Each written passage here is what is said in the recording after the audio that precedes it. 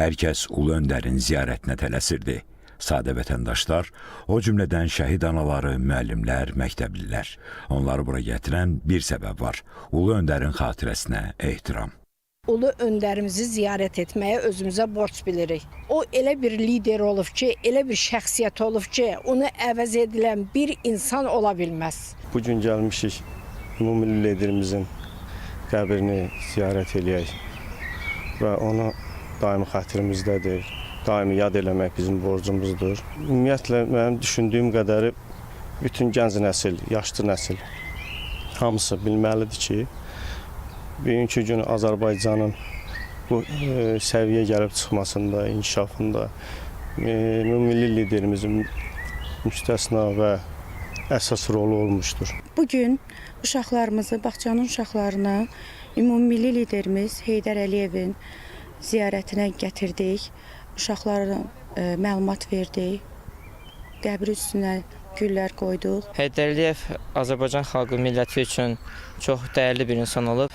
Bizim buralara belə gəlməyimizin səbəbi onun gördüyü işlərdir. Onun qəbrini ziyarət eləmək mənim üçün böyük bir şərəfdir. Uşaqlara gətirdim ki, bir baxsınlar, görsünlər. Anam Heydər Əliyevi ansınlar, yaddaşlarında qalsın. Onun sahəsində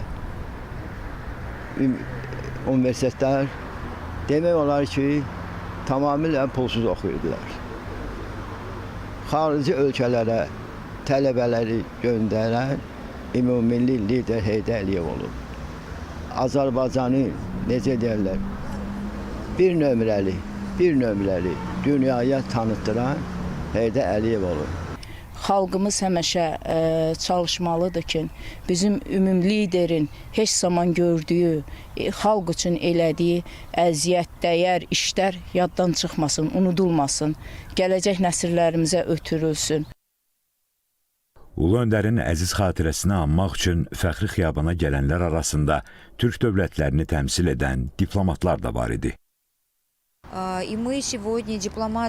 Biz bugün Azərbaycan, Qazaxıstan, Qırğızıstan və Türkiyədən olan diplomatlar Türk dünyasının ümumilli lideri Heydər Əli Rzaoğlu Əliyevin və hörmətli Zərifə xanım Əliyevanın xatirəsini anmaq üçün bura gəlmişik. Biz hər il bütün anım günlərində bura gələrək hörmətli Heydər Əliyevin xatirəsini yad edirik.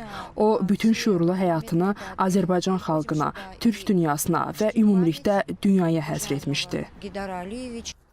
Bəli, Ulu Öndər Heydər Əliyev təkcə Azərbaycan xalqının deyil, bütün Türk dünyasının böyük oğludur. Onun siyasi irsi, dövlətə və dövlətçiliyə həsr olunan həyat yolu gələcək nəsillər üçün daim örnəkdir. Lalə Allahverdiyeva, Noruz Kazımov, Elnur Orucov, ASTV xəbər.